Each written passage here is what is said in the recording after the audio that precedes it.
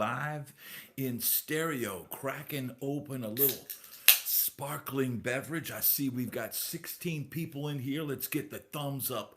Let's get tonight rocking. And let me tell you what, it's been an epic day because I had an interview with two legends. Steve Rosen, who wrote ToneChaser, the penultimate book about Edward Van Halen, and Pyro John Watkins, a dual interview with two legends who got to hang out with Edward Van Halen. That was an absolutely epic event. Now we've got Dave on the wrench tonight. He is the moderator, and we ask that everybody be kind in the room. But man, can you imagine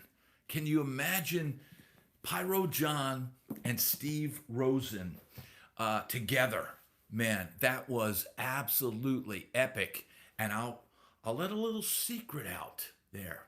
For people that have joined the Patreon page, that interview, and I don't normally put interviews up on Patreon, that interview is now available for all Patreon members. So if you want to go over and check out the Patreon link, there's a link in description. In the meanwhile, I will be releasing a new interview with Ace Frehley's guitar player, Jeremy Asbrock. That is going to be released here for Rockstar members of the YouTube channel. That will be released tomorrow. Tomorrow morning,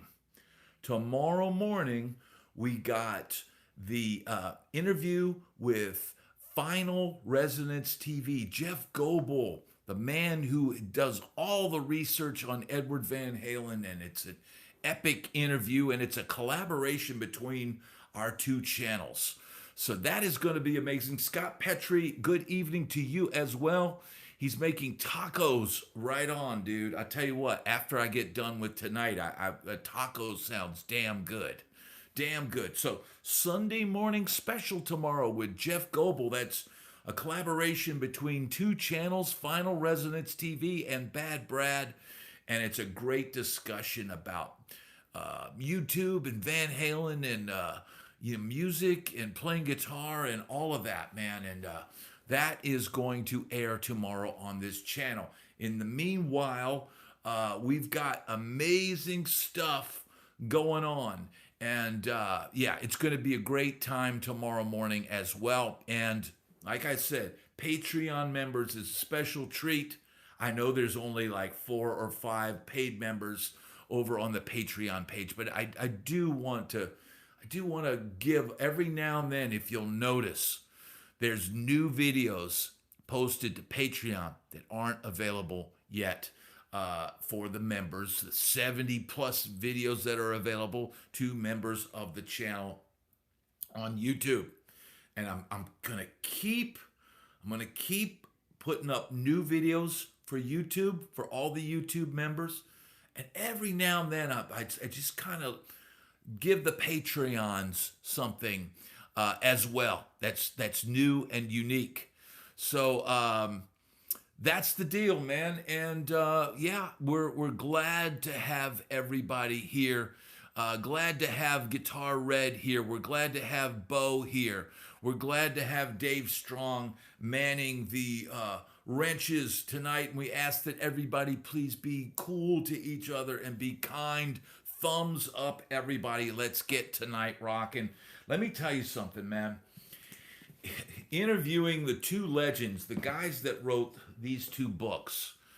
And it's funny, man, because I emailed Steve Rosen. Awesome, Guitar Red has gotten his Jam Buddy. And let me tell you something, Guitar Red. This channel was part of the Jam Buddy launch, and that is sold out everywhere. So people are loving the Jam Buddy. And Ricky Lane, glad to have you here tonight. But yeah, man, dude, there's something about these thought-provoking interviews. After I did the interview, dude, I literally ate a sandwich and went and slept for an hour. And when I messaged Steve Rosen this afternoon, said, "Hey man, thank you for the interview." He says, "Man, that was a thought-provoking interview. I'm still recovering from it." So, man, it's amazing how thinking and having these conversations, deep conversations, can really tax your brain. But man, it was amazing. Glad to have P Funk here. Glad to have Creative. Glad to have Rhonda here tonight. We're gonna have a damn good time tonight, man. I can already tell it. We've already got 50 people in here. Let's get the thumbs up. And look, as usual, this is an Ask Me Anything episode. So if anybody has any Edward Van Halen questions, dude, we hit on some topics that I don't think anybody else has covered. There were some interesting claims made in the Noel Monk Van Halen book, and so we dispelled some of those possibly on that. It was Deep Thoughts with Jack Handy, P-Funk, absolutely. Bo says, Brad, you should do an episode where you interview ChatGPT. Yeah, I guess I could do that, but here's the thing, man. And Steve Rosen was, look, Steve Rosen is one of the ultimate, he's one of the ultimate interviewers of all time. He's interviewed every rock star you could possibly interview, right? And he told me at the end of the interview, and you can see it in the interview, he goes, man, I wasn't sure how you were going to navigate this, having, Pyro John, who's kind of a wild card, and Steve Rosen, both on an interview. And, he's like, how do you set this up? And I knew I had, here is the concept. Edward Van Halen, is Edward Van Halen the last guitar hero? That was my starting question. Right. And so that question led the entire interview, the hour and a half. It's an hour and a half interview.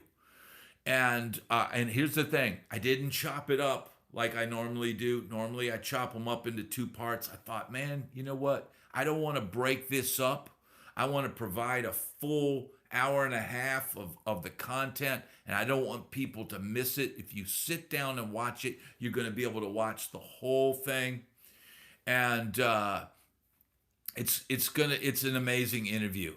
And so, man, cheers to everybody here tonight. I'm glad to have everybody here.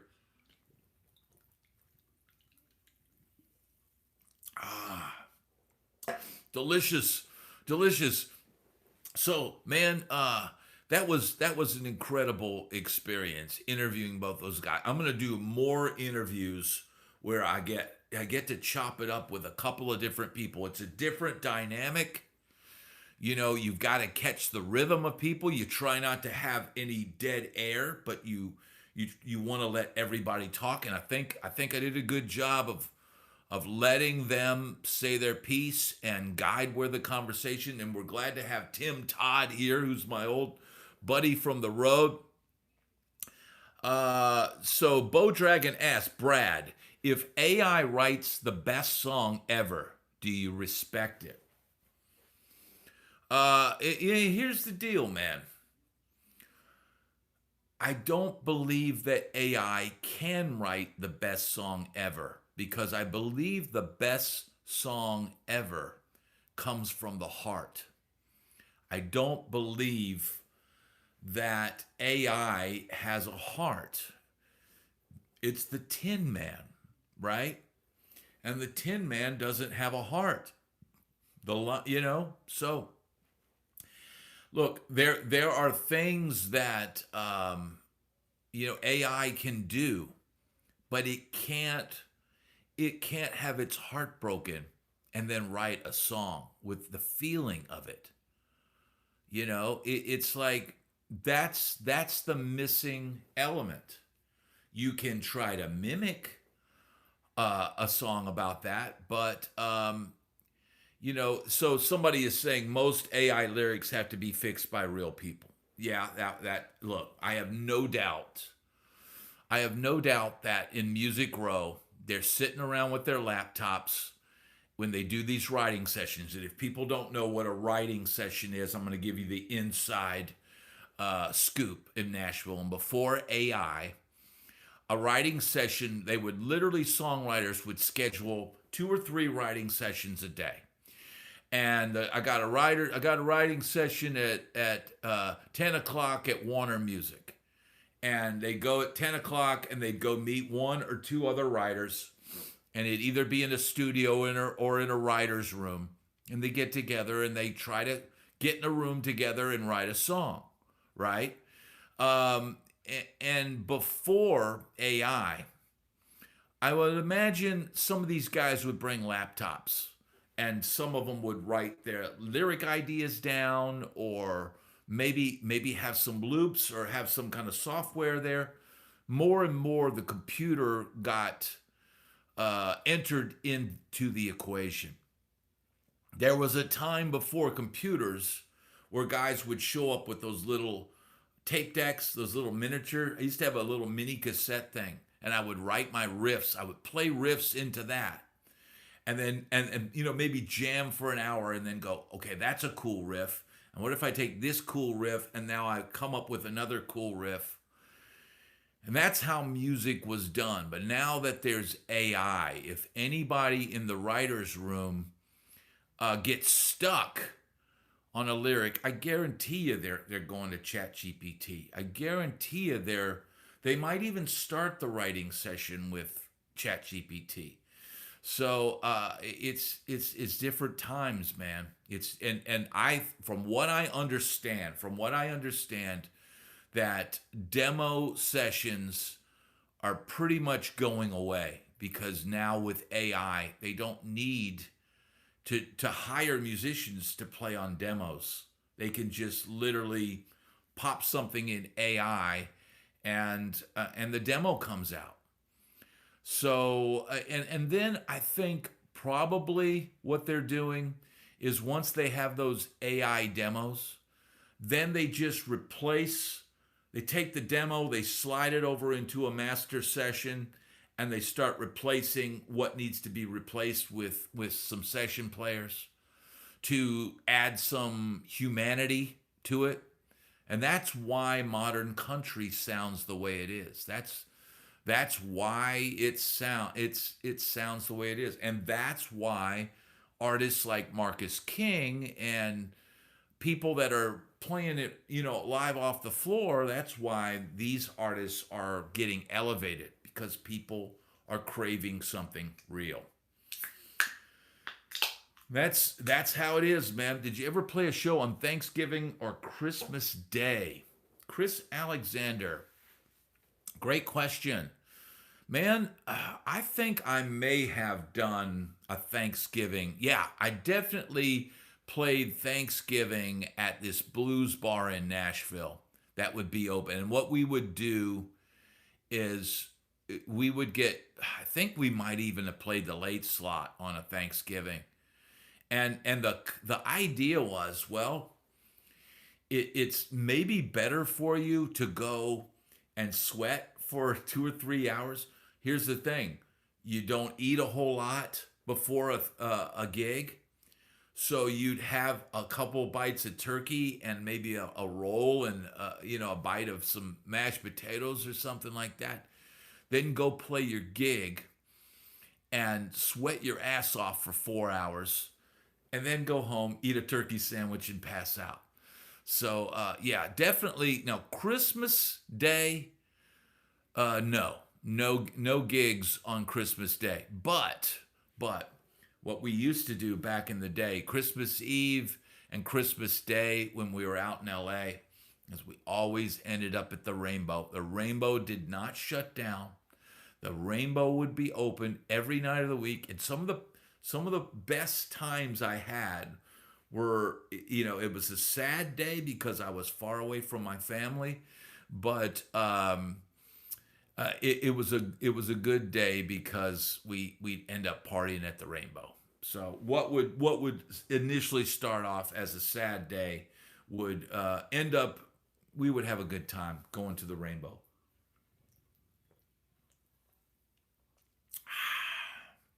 I need a little bit of that Red Bull there. So yeah, man, gigs on the holidays.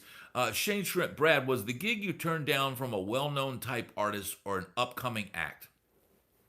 Shane, I would say that it was basically a guy that's done a lot of stuff and been around a long time, and plays a lot, but not any kind of major, major name artist. Just a guy that, if I'd have done the gig and done that, this is a guy that's playing a ton down here. Now, an interesting thing about that is somebody in the comments had said, I wouldn't have believed your story if I hadn't seen it myself. But he said a ton of acts in Florida are doing that. They're literally performing like karaoke and using like the original tracks minus the vocals. And it said people don't know the difference. And he says it's rampant. It's rampant. I can't imagine it, dude. I can't. I could be in Nashville tonight play that funky music, Superstition, Let's Get It On, Love and Happiness, Let's Stay Together, Signed, Sealed, Delivered, My Girl, Just My Imagination, Crazy, Beyonce, Crazy in Love, Bruno Mars, all of that stuff. I could be cranking out those tunes, dude. Never once did any of those bands ever have any backing tracks. We just played the damn songs, man, and it always sounded a little bit different, right? But it's didn't sound like the records, but sometimes it might have sounded better than the records. I mean, here's the thing: it was off the floor. So yeah, Happy Risks.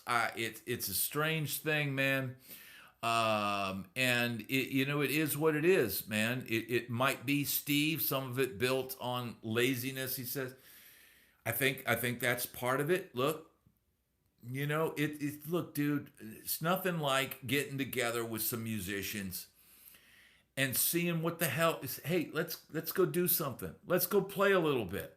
Hey, we used to look at each other backstage and just go, hey, what do you guys want to do? You want to go? You want to go play? Yeah, let's go play a couple songs. We kind of mosey out there, and the band leader look at me and go, and I go, man, Mr. Magic, Mr. Whatever, Mr. Magic. When you're playing those dinner sets and stuff. You don't want to play giant steps at breakneck speed. You want to play something. Let the band warm up a little bit. Play something that's instrumental but easy, right? And we'd start off the night like that, and we would progress till once we got our sea legs, our band legs, and we started. Steve Barker, glad that you're here, brother. Once we got our, feel, everybody's feeling good stuff, then we just start laying down the boogie, right? And look, man, talking about parts, filling out one thing. Oh, Miserable, dude, thank you so much. Let's see. I'm going to read this question, try to hit the heart. There we go. Hey, dude, I sent you $10 this past week, and you didn't even send me a thanks like you usually do. Are you ghosting me now after all we've been through? Miserable, you may have been, maybe I missed it, or I noticed one of these last live sessions, a thanks went through, and it was like right at the last second as I was leaving the chat. So, man, I would never ghost anybody on this channel, especially my friend Miserable Turdster. So, man, thank you so much, brother, and that helps so much. And look, man, here's the thing. I don't know if we're going to do an hour tonight. I don't know if we're going to do an hour and a half. I don't know if we're going to do 2 hours. We just kind of do what we do. So if people are out there, they want to do super chats and make sure their question gets seen, get it out there, because if it pops in at the last minute, man, there's been a couple times where I'm literally ending the thing and I see something like that pop up and it's too late because I've already hit the done button. So yeah, man, thank you so much, brother. That I appreciate that. I appreciate that so much.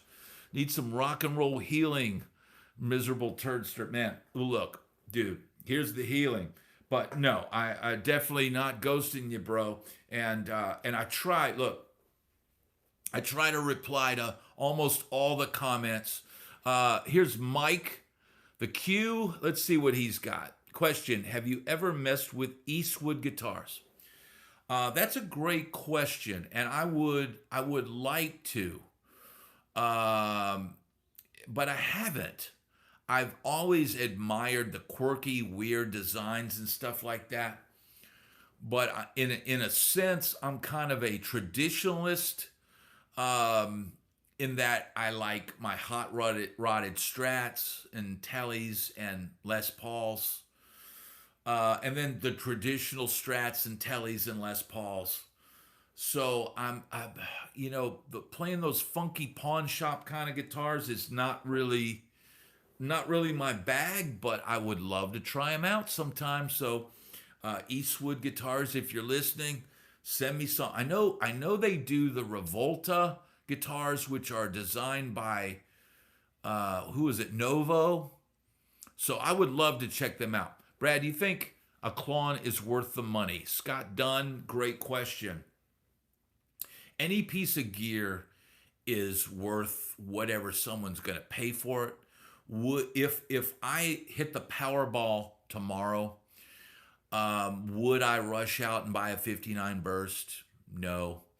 If I won the Powerball tomorrow, would I buy a Klon? Probably not, because I've learned those lessons. I've had, really expensive rigs, and I've had budget rigs. And sometimes my budget rigs sounded better than my super expensive rigs, and sometimes I played better on a cheap guitar. So, I don't think there's any. I'm not in the tone hunt anymore. I got to a point with my pedal board that I use live that I stopped swapping it out. I got happy with what I liked, with what I had, and I didn't feel the need to be chasing tone anymore. As long as I could play what I needed to play and it sounded good, I was cool. Delicious. Here we go.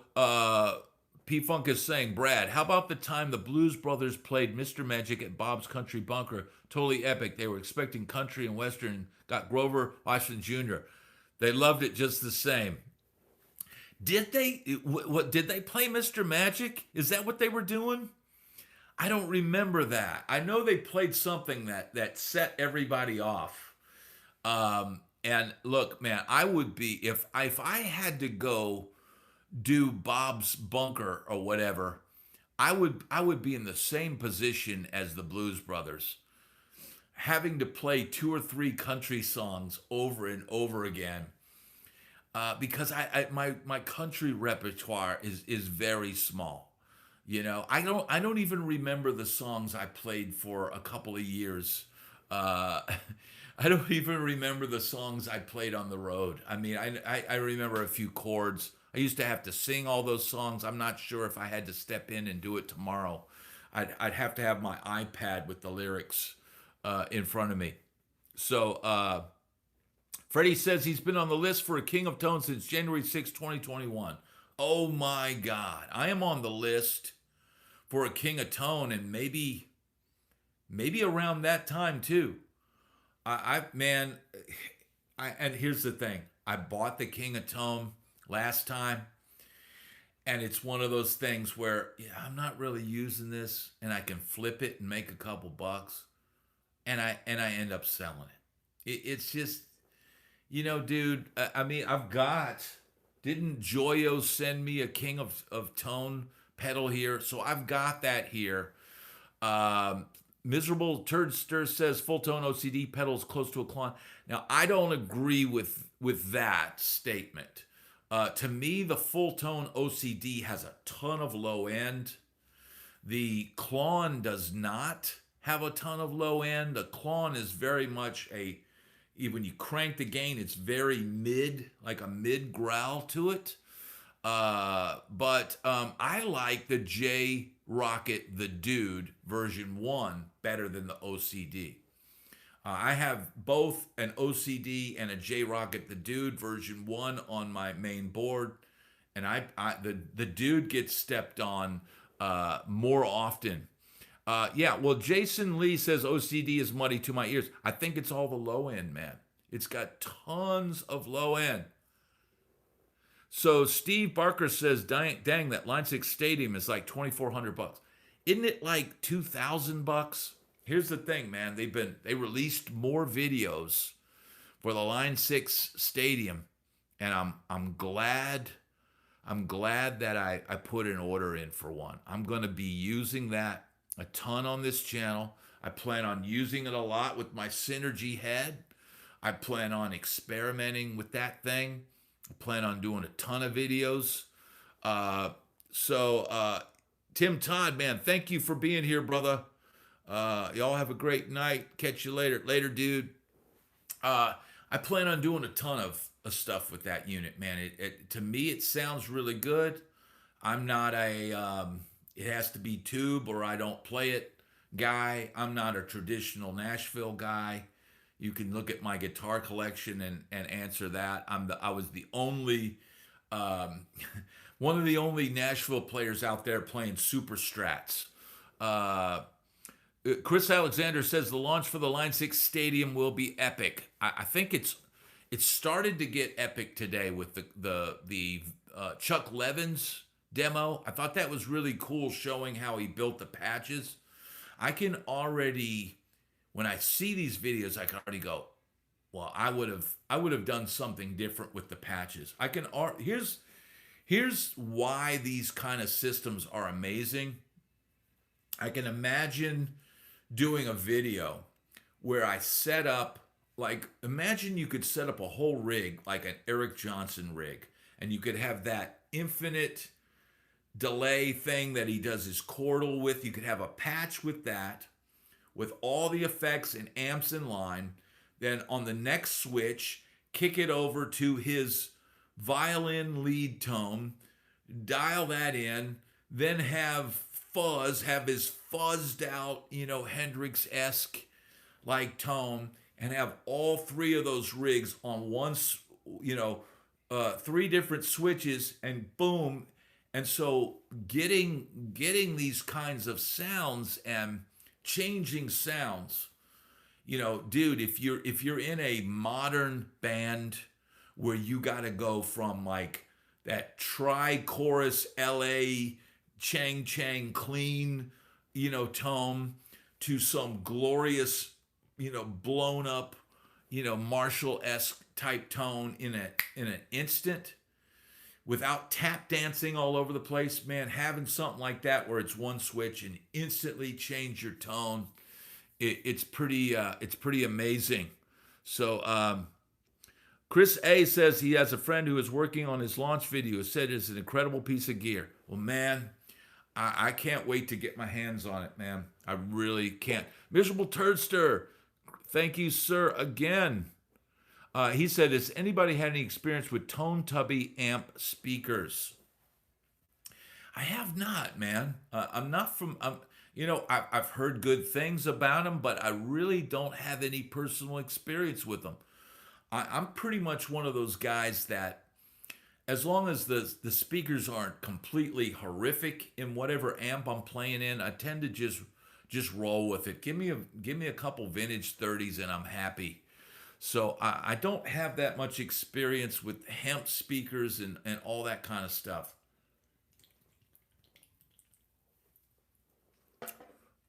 But that is one of the biggest upgrades that you can do for your amp. Is speakers. All right, Tammy Jackson says, just curious if there's an artist group you have introduced Mia to that she loves creating, that father daughter bond. We're always listening to something. When we're in the car, dude. You know what she loved the other day? Yes, change taking places. Ba-da-ba.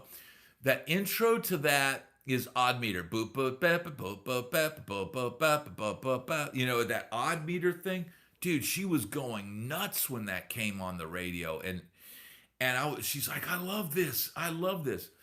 We're always listening to stuff on the radio. I'm always telling her, hey, this is, if she likes something, I'll tell her this is the Beatles or this is this. She likes anything with energy. So that's the beauty of getting to share music, and teaching her about this stuff. Rhonda, thank you so much for being here. We really appreciate it. Now we've got 88 people in here. Let's get the thumbs up. Let's get the thumbs up. Let's get this thing cooking tonight. Tammy says, excellent. I saw her Elvis presentation and smiled so proud. More often than not, we listen to the Elvis station, but she does like the upbeat 50s Elvis stuff and some of the 60s stuff. So when it gets to the ballads and stuff like that, she doesn't like slow stuff.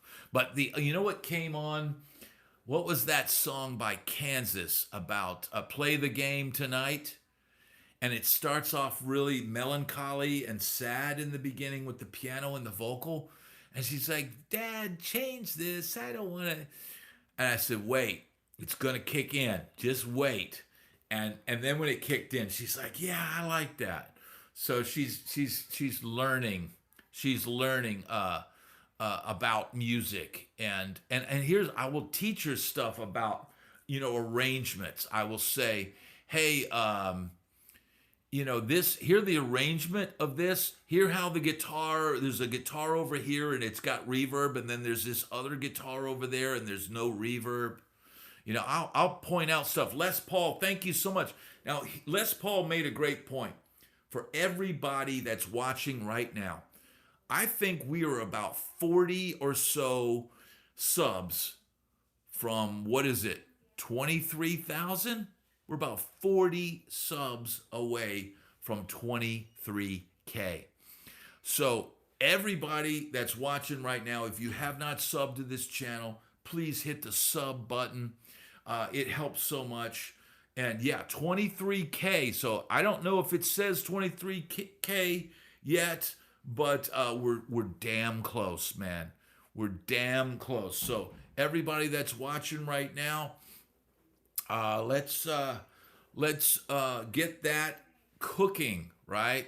What do you think gave, here's Creative Native is saying, Brad, what do you think gave Eddie Van Halen such a good sense of time?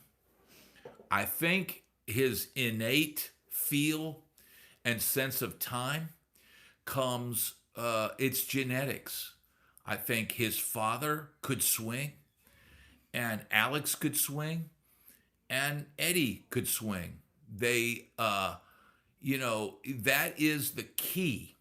What is it? It don't mean a thing if it ain't got that swing. Van Halen might have been the last band that really did swing. They really could swing, and that's a feel thing, man. It's not just tick tick tick metronome, but being able to swing between the notes, man. That's complex feel, and that's what made Eddie's rhythm sense feel so good. It was just natural. And I think it's genetics, man. Feel and groove. Thank you, Creative. Great question.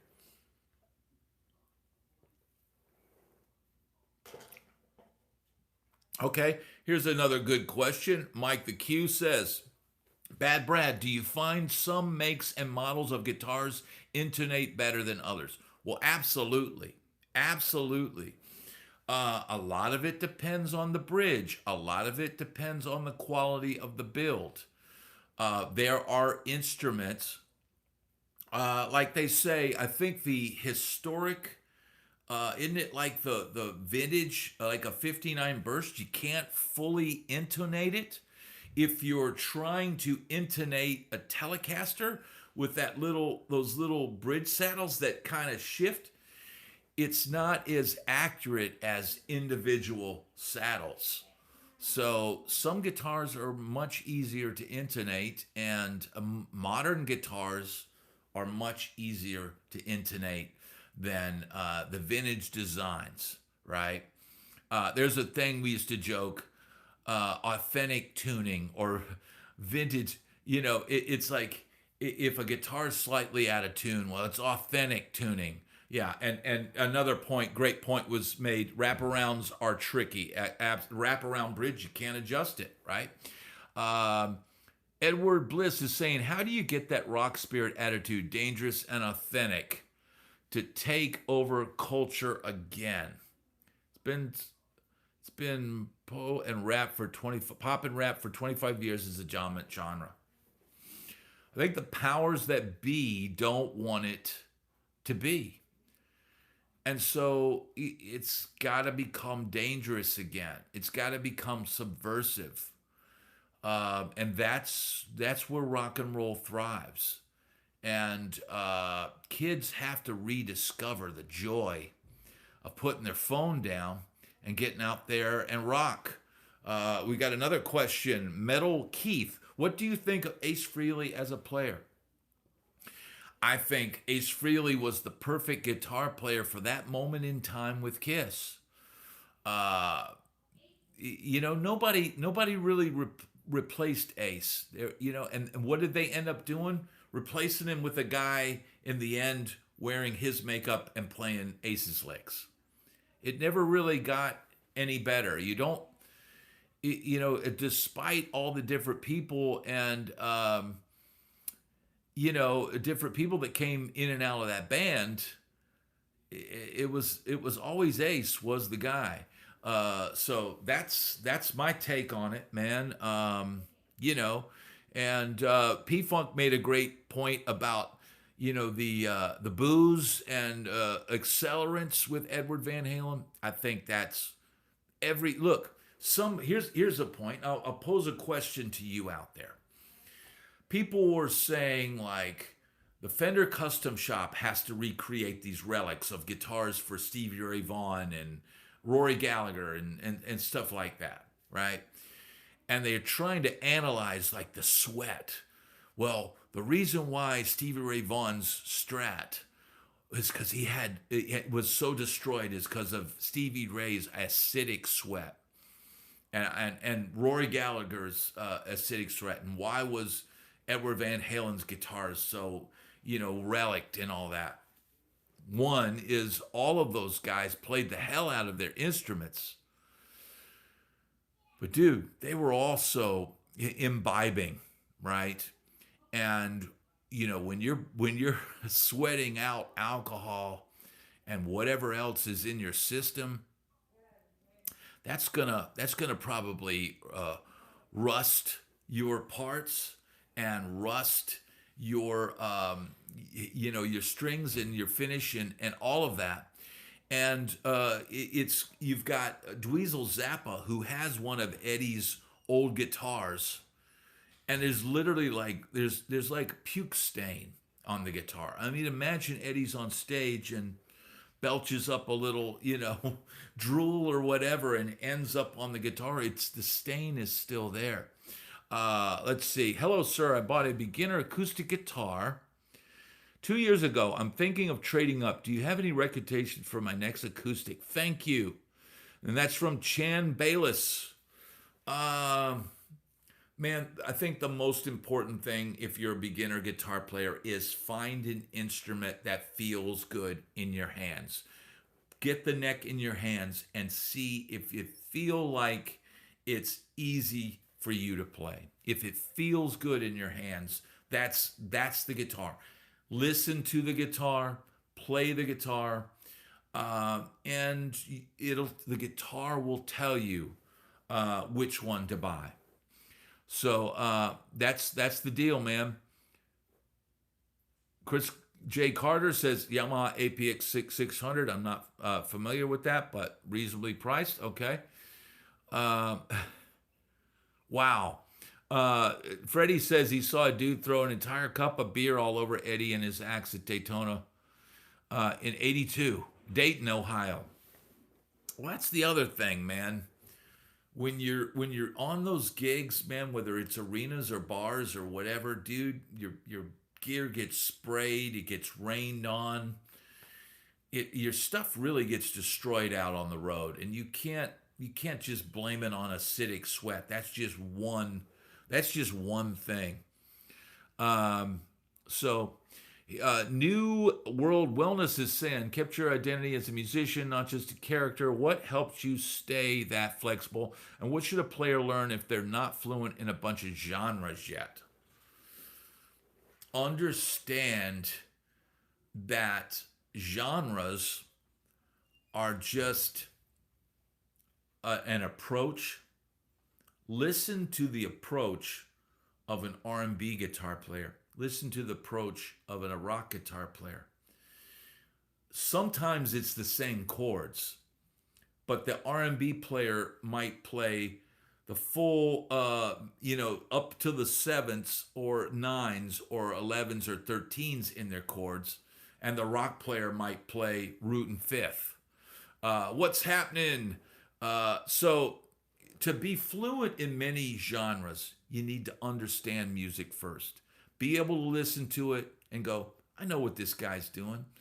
I hear a clean tone, and I hear him playing the full chords with some nice color tones in it.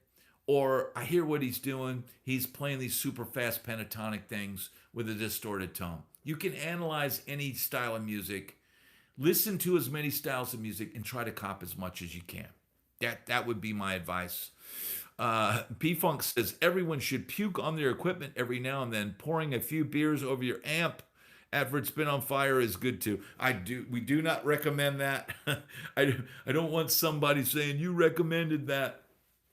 But man, stuff happens, dude. I remember being out playing one of those mud bog things. And it was like Nam, dude. It was absolute chaos. It was pouring down rain. We played the show anyway. At the end of the night, I saw the roadie. He was at the top of the stairs carrying my amp head, and he slipped and dropped my amp head, and it went all the way down,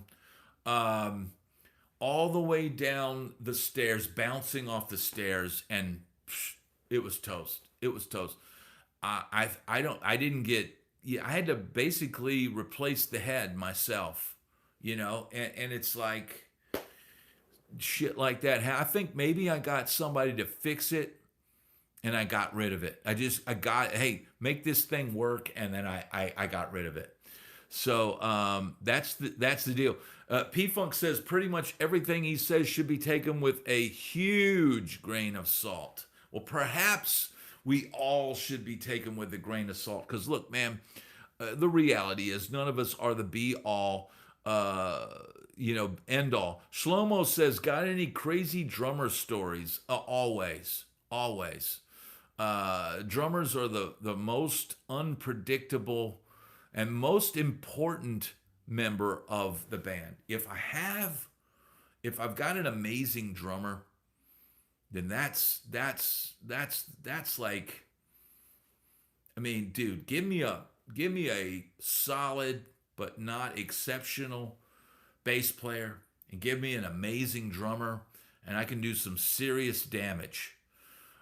Give me an amazing bass player and a terrible drummer, it's not going to make one bit of difference. So, you know what? You get the best drummer you can. It doesn't matter how crazy they are. You just do the best you can. Let's see. Drummer is the heartbeat. I agree, Bo. Now we've got 92 people in here. Let's get the thumbs up. Everybody subscribe to the channel. We are about, 38 away from getting 23K. Let's close out the year strong. Here's Shane Shrimp says, what did you think of when Diamond Dave cut his nose on Jimmy Kimmel back in 2015 by doing the karate act? Still went back out there and finished the show. I think that is the ultimate badass move ever. Most guys would have canceled the whole thing. What did David Lee Roth go? He went back there, had somebody put a piece of tape on his nose, and he went back out there and did the show. Say anything you want to say about David Lee Roth, but man, a lot of guys would have sat that one out. Oh, sorry, we've got a deadly accident. Now, granted, should you be twirling knives on stage? Maybe not.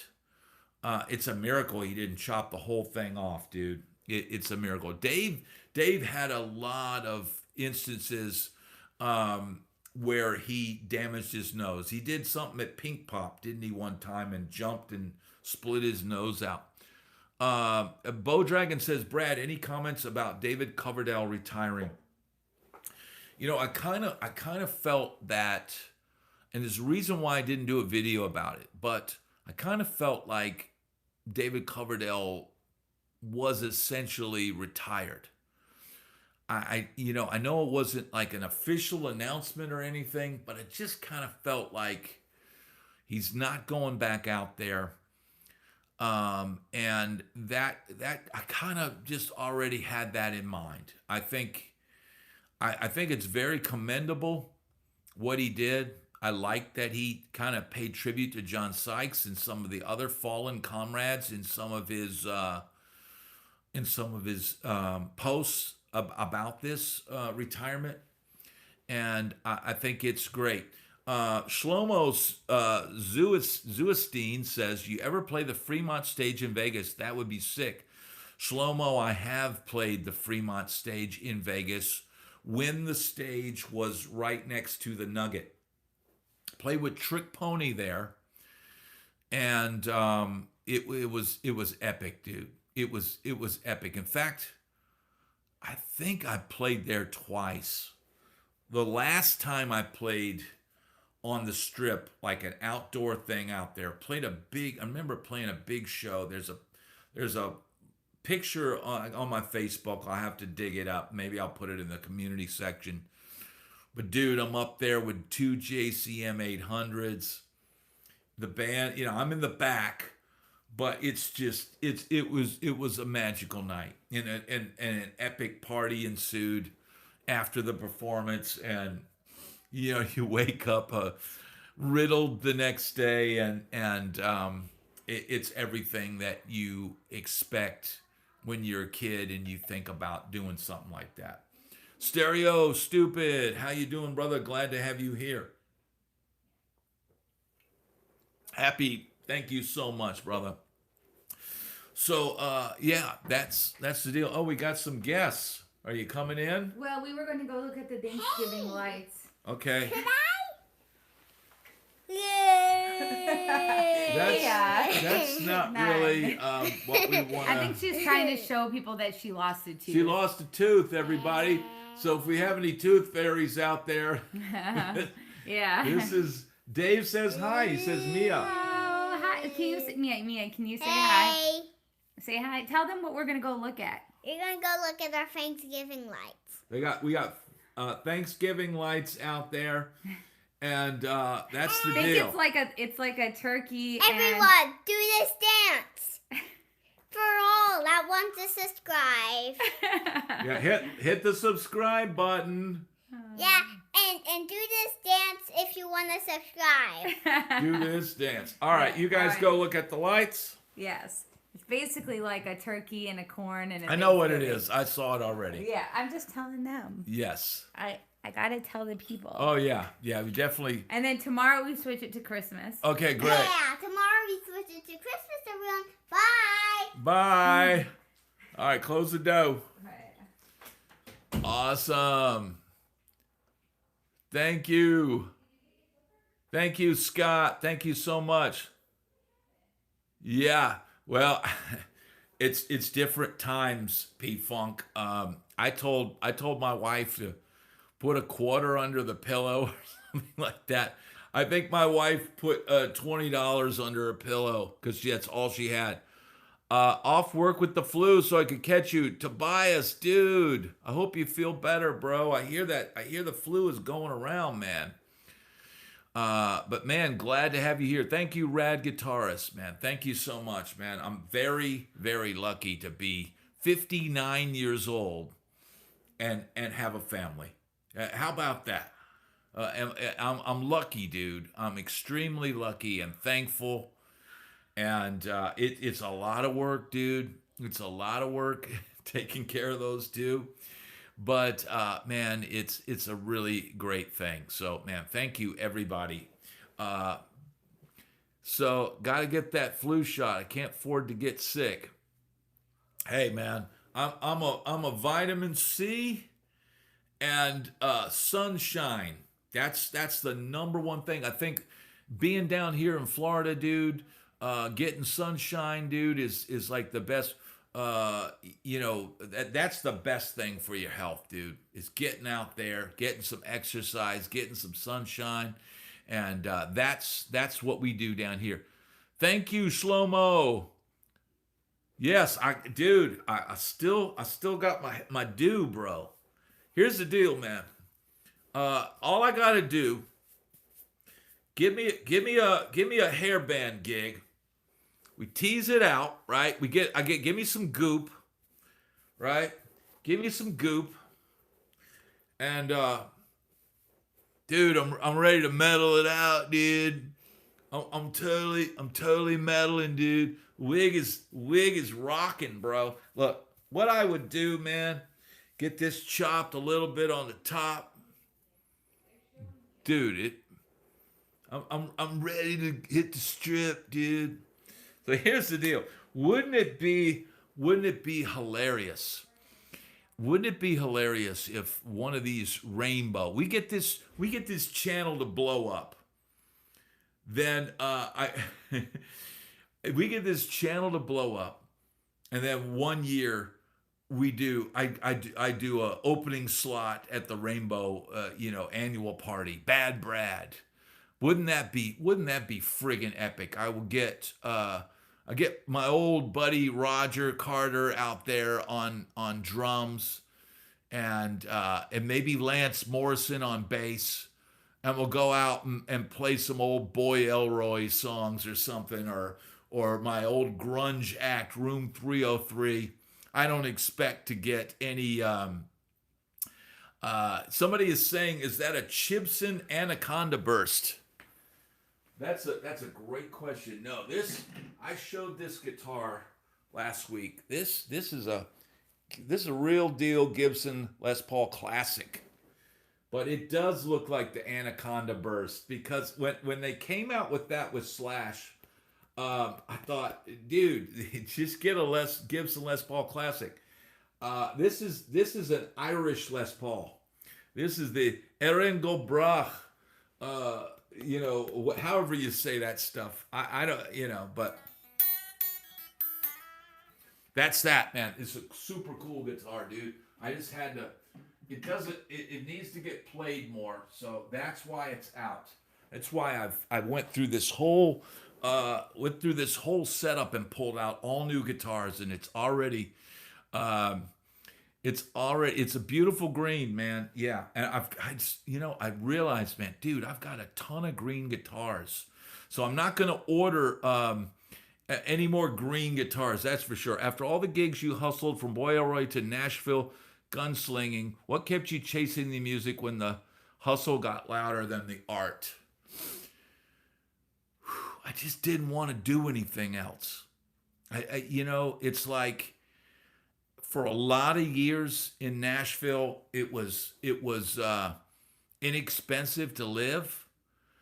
And so I just kind of figured out, like a lot of guys did, that, hey, if I do 5 gigs this month, I'm covered my expenses, and I just try to just live as frugally as I could. And it was, of course, it was a struggle. Of course, it was tough at times, but I just didn't want to do anything else, And I see doing this now, as an extension of playing guitar. This is the new stage. I can do this.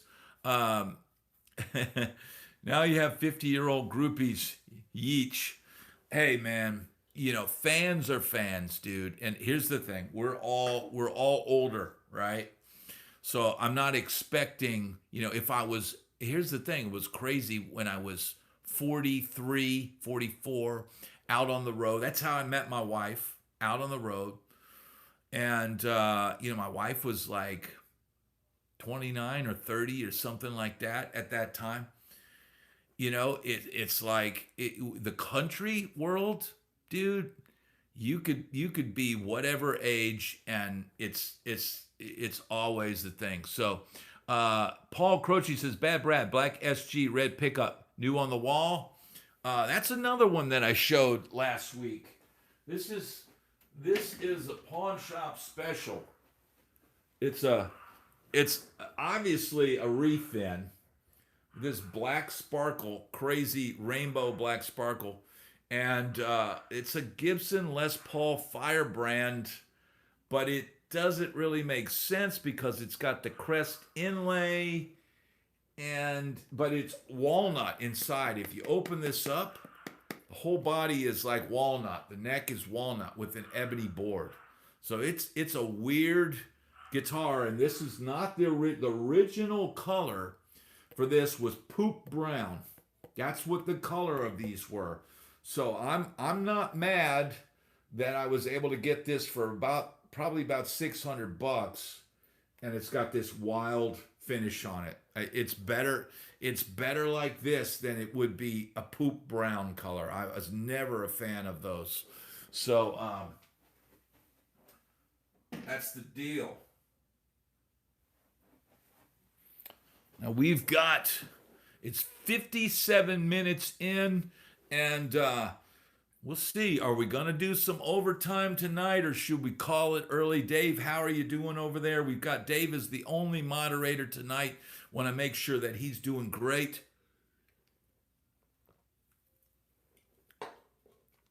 Keith Meyer says, have you ever played a guitar with more than 6 strings? Yes. I used to always keep a 7-string around.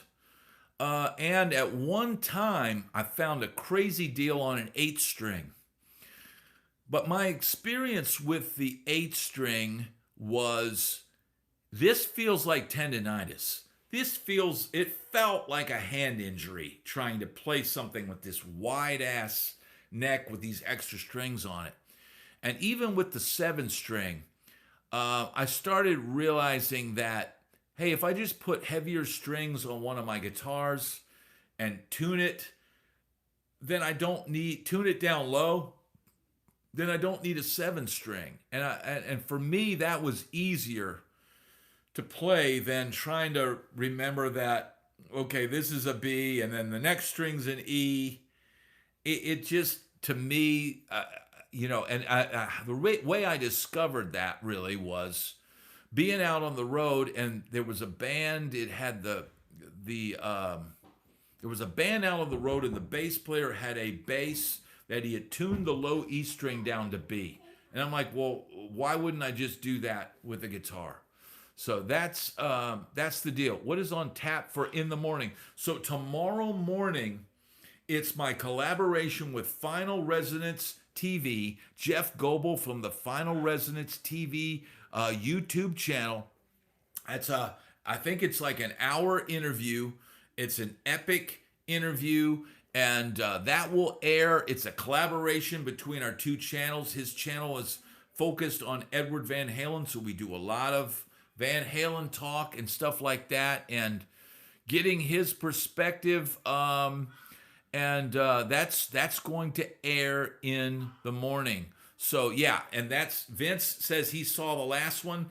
That was the one that I did for his channel, and he came on my channel and then did mine. So it's a really good thing. And look, he's the guy that's really kind of kept me going on this path. He left a comment way back when I started doing this channel. He said, "Man, if you keep doing this channel," he said, "you'll be surprised at what happens." And it was one of those things like, well, I better keep doing it because I want to be surprised. And I have been surprised. Look, the other day, I woke up, dude. I had like 4 different people sending me requests to demo products on the channel. One of them was from a pretty well-known, like a budget, but modeling company, and something that I was interested in doing anyway on my channel, wanting to demo their products. I mean, it's good quality stuff. And then a couple of the other ones, one was a new company wanting me to demo some little practice amp. I'm not really excited about the little small like micro amps. We've got another visitor. We've got He's an actual. upset he didn't come in earlier. This is the star of the show. Do you see this creature? Oh, watch Here- it, you don't spill. Here is, you can hear him. This is Ace ASMR because the microphone is right there. Can you hear him? Careful. You hear him? What do y'all think?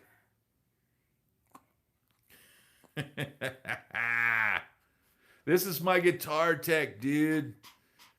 Yeah. Was he upset? Why was he upset? Because he didn't get to come in here, and as soon as I got him out of the cage, he came right to your door. Oh. He knows when it's showtime. It's showtime at the Apollo. Look at he's smiling. Oh, Mike Holmes is here, dude.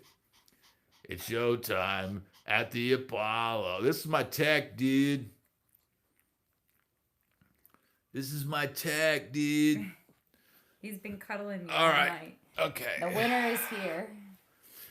So man, yeah, I forget what we were talking about, but the Acinator had to come in, man. Here's the thing, man. This is, I'm surprised all the time when there's a lot. Here's the thing I'm starting to do now. I want to demo PRS stuff. I want to demo Fender stuff. I want to demo Gibson, any Charvel, any of the major brands. And I'm going to put that out in the universe. I've been very fortunate to do the Synergy stuff. That stuff is incredible. And man, I am amazed, dude, when these opportunities come. So Final Resonance TV was the guy that told me, hey man, if you keep going, you're going to be surprised at what happens. And I've been surprised at some of the interviews that I get. I'm amazed that I had Rudy Sarzo on the channel, and it's been a great experience doing this.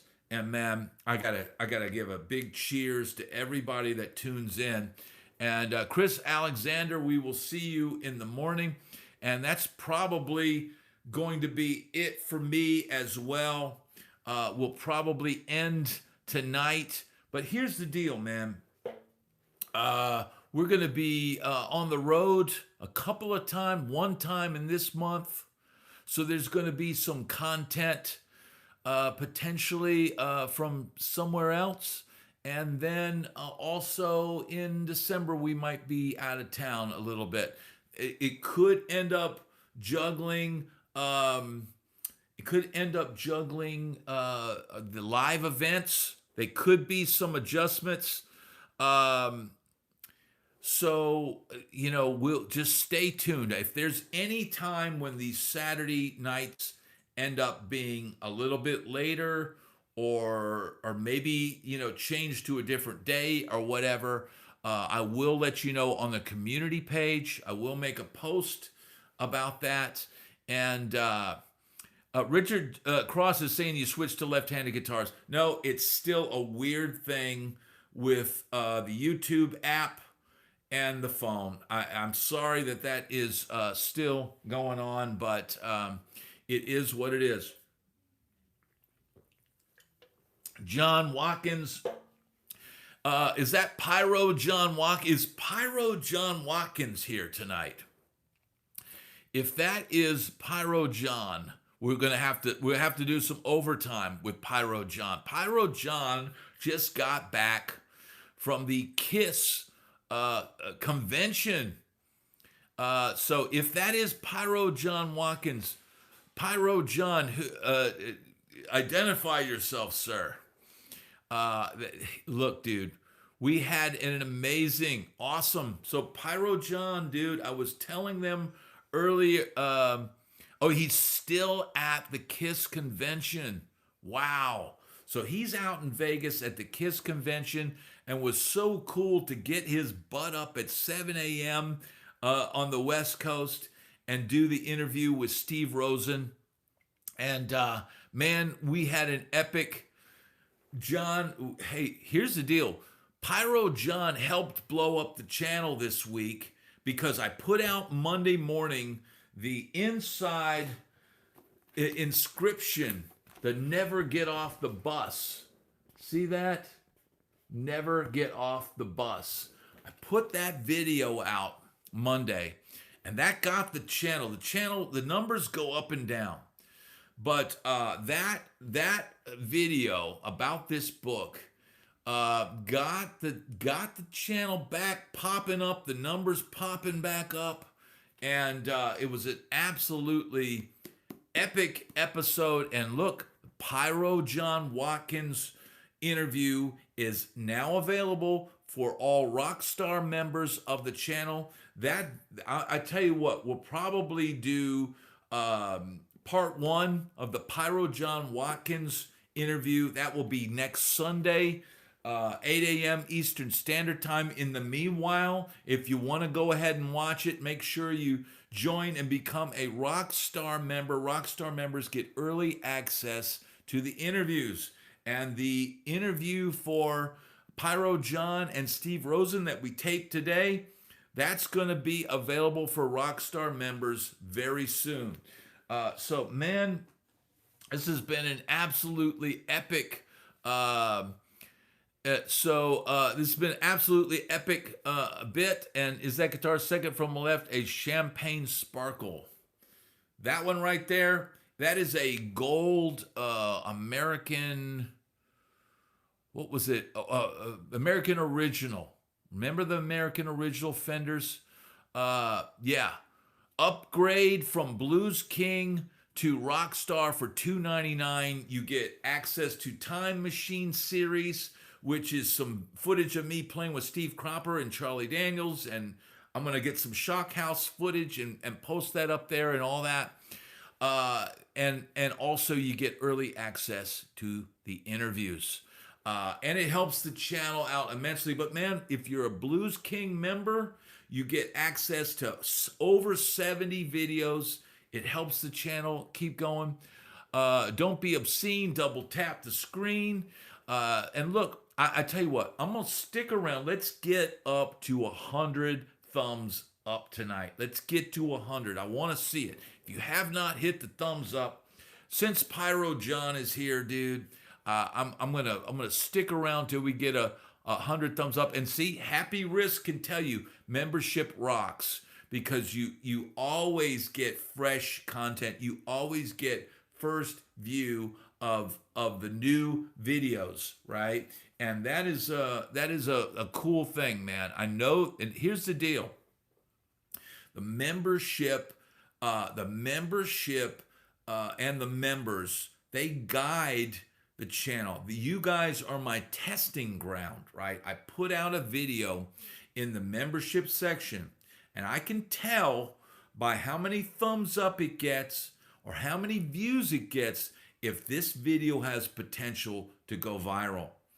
So I had a good indication when I put out the Never Get Off the Bus video about Pyro John Watkins' book. I had a good idea that if I put this out, that this video is going to do really well. When I see more, and I'll literally because here's the deal: I can't put out, I can't guarantee that every video is going to blow up, but I get a great idea from the members when I see the reaction and the thumbs up from the members. It tells me what's gonna pop. And never forget, John Watkins says, be polite and lube those thumbs up. Whatever works. Do you have any signature guitars? Keith Meyer, I'll show you one. This, you probably can't read it because of this whole left-handed thing, but it says Bad O Caster, dude. Bad O Caster. So I guess you could say this was a signature model. This company is not called that anymore. I don't know if they build guitars anymore. But yeah, I do have a couple guitars that were kind of like signature models. But yeah, Bad O Caster. Miserable Turdster, I don't think so. So that's the deal, man. We've got 105 thumbs up. Now, here is the other thing.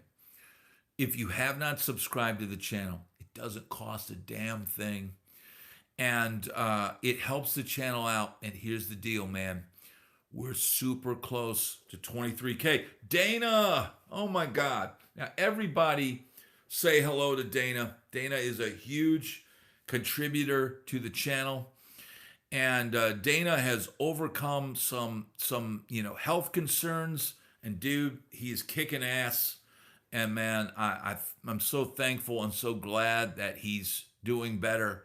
And everybody give him a hello and a salute, a thumbs up. He's a super cool dude. And man, it's you guys that are there every day, that put in the work and support this channel, dude, that keep this operation going. And so, man, here's the deal. We're 72 minutes in. Dana just put a nice little bow on it. So we'll keep the party going. We'll keep the party as long as it keeps going. Dana pops in the morning, and you know what? We don't ask, I'll ask for people to subscribe. I'll tell people about membership. But if you watch my videos every day, you hardly ever hear me say at the end of the video, please like and subscribe, and and all that. Rob Horvat, thank you. Rock on Brad, sorry I missed you today. Man, you're here now, dude, so you didn't miss me. I'm here right now, and I'm glad that we stuck around and kept this thing going. You know what? At this point, dude, maybe we just ride out the night, dude. If we keep getting, and Miserable Turdster, aren't you glad there wasn't any cell phone cameras back in the 80s? I know I do. Here's the thing, though, man, Miserable.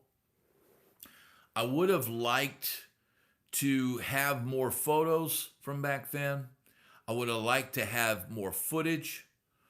But would I have wanted a cell phone and social media all the time? No. There was beauty in anonymity. There was beauty in that back in the day. So, you know what? So now that we're rocking like docking.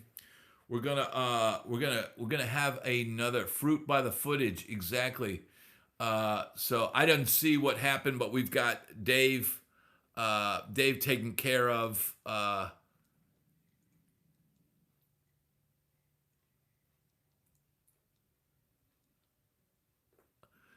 Yeah, that is actually true though, Max. That is. Here's the thing, dude. Somebody asked if it was Neil Young, and here's the deal, dude. I don't think that was maybe the only reason, but I think the guy was just, yeah. If you don't know who Edward Van Halen is, this is maybe not the channel for you, dude. If you think Edward Van Halen, and dude, it was this. I'll show you this picture.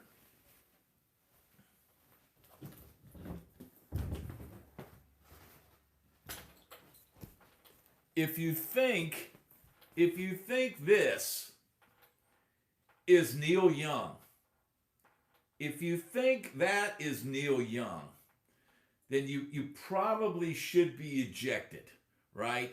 Does that look like Neil Young to you guys? If you think that, and we'll put Edward. If we can get the level here, we'll put Edward back there, right? Because if you think Edward is Neil Young, dude, and look, we got Paul here, man. Glad to have Paul here, man. Glad that you could make it. I know Paul was feeling a little under the weather, but dude, I mean, come on. That's not even happy wrist. Thank you so much. Yeah, I mean, look, it's the most stealth tribute that we could possibly have. And that's the deal, man. We salute. Here's the deal. We got all our moderators in here. And look, I almost shut this down about 15 minutes ago.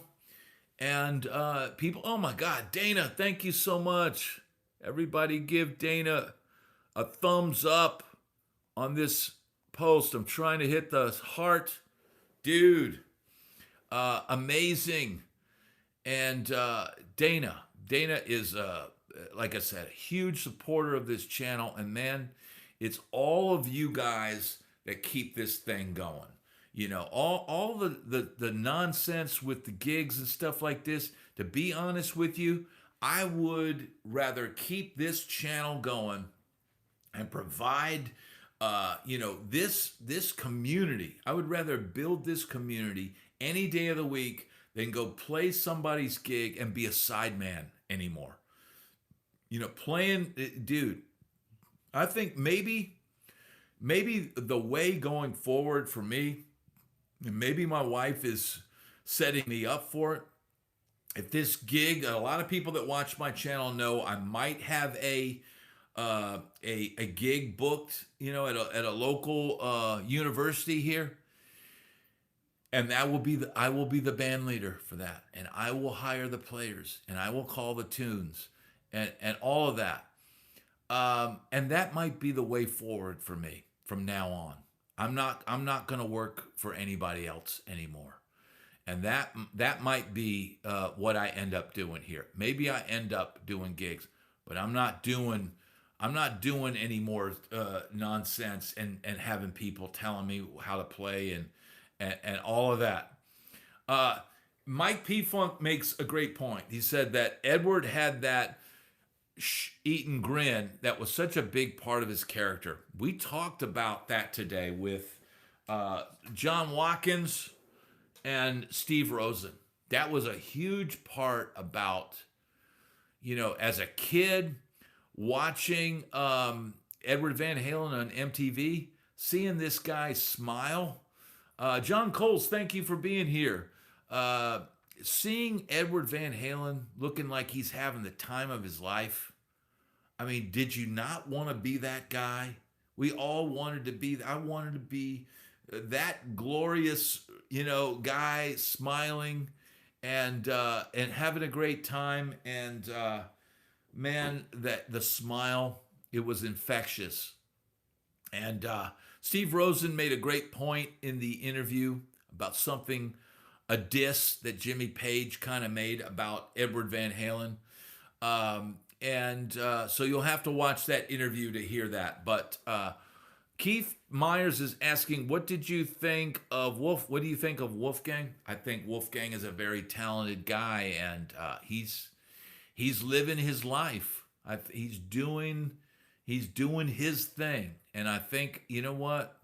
Maybe that's a lesson for everybody out there. You know, is go out there and do your thing.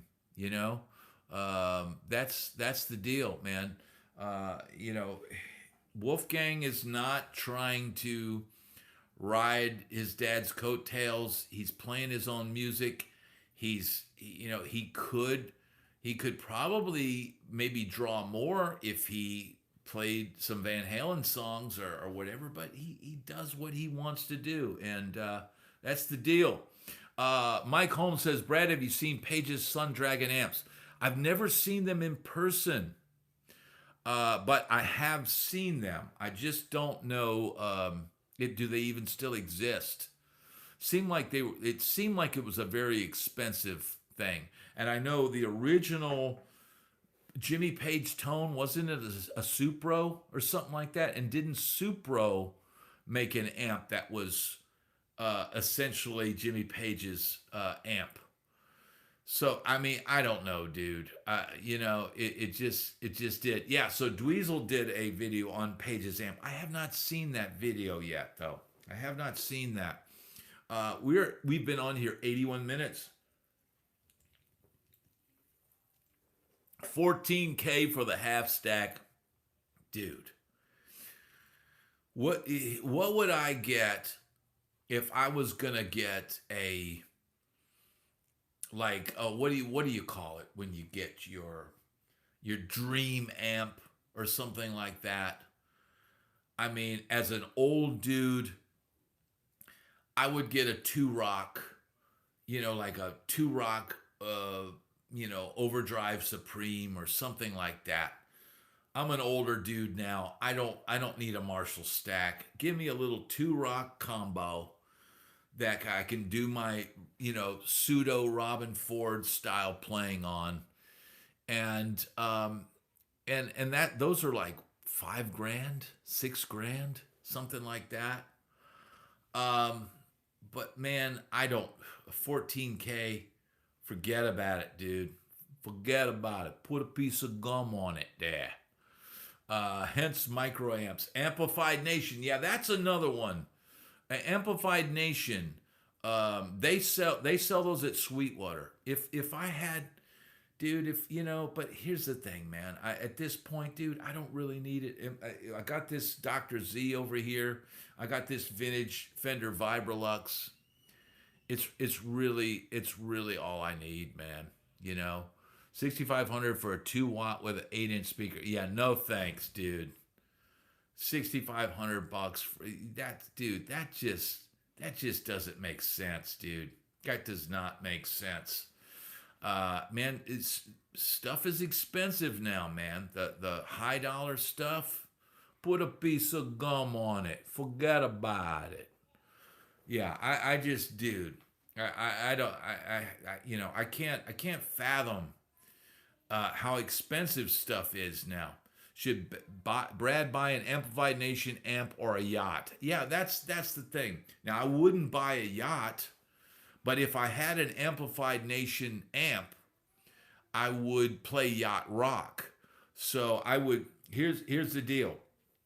Give me one of those captain hats, the white captain hats with the Navy, you know, symbol on it or whatever, and give me a 335 and an Amplified Nation amp, and yeah, that would be my yacht rot rig, and I don't fool with it.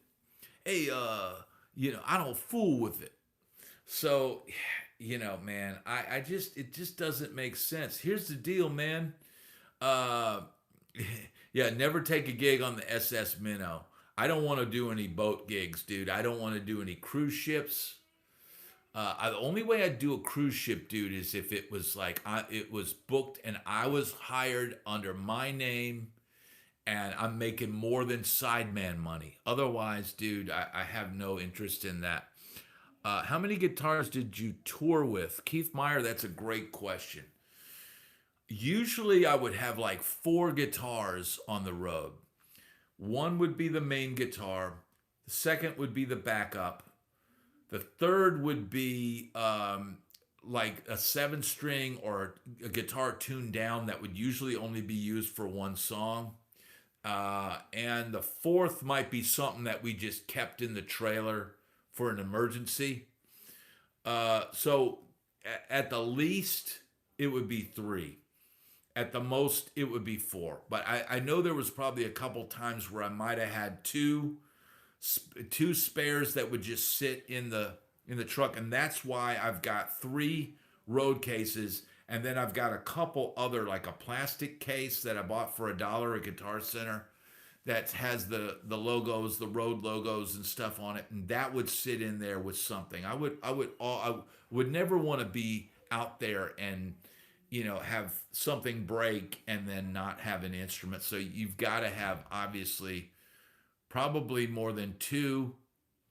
And if you've got a detuned instrument, that gets used for one song, and but here's the thing, man. When I played with Trick Pony, when I toured with those guys, dude, I had to have 5 guitars in a rack sit next to me, and I would have to do all these super quick guitar changes between songs, because the original lead singer would do these songs in all these, like, guitar tuned to E flat, and then this guitar tuned to E, and then this guitar with a capo and all. So I was doing all of these super fast, hit the tuner pedal, pull, grab, swap, and